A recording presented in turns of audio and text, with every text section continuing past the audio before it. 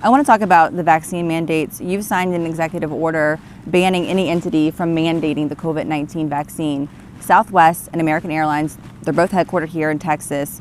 They've both come out and said that they're going to be ignoring your order on the grounds that Biden's OSHA yet to be published rules supersede state law. What's the legal argument or legal strategy really to keep your order alive given the inevitable challenge from the federal government? Sure. I'll be clear about that. However, I do want to be clear about the facts also. And that is the day after Southwest said they would not comply, they did issue a tweet saying that no one at Southwest will be terminated.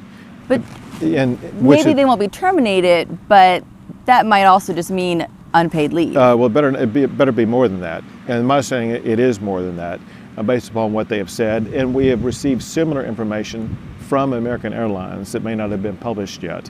But the main goal and one of the catalysts behind my action was to ensure that people would not be losing their jobs. And let me explain all of this, but let me first go back and answer the question that you asked, and that is, it's the legal wrangling. Let me be very clear about this.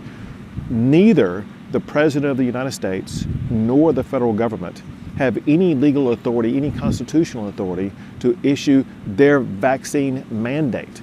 And so they're clearly acting illegally, which is one of the reasons why I wanted to act, because I wanted to set the counterbalance against the Biden administration to say that no one can be compelled to take a vaccine. And so this is headed toward a legal showdown. And I'm very confident it's a legal showdown that we will win, because throughout the history of the United States of America, it has been governors and states that have been in charge of the health and safety of the people who are residents of those states, not the federal government. So from the legal side, I feel like we're on solid ground.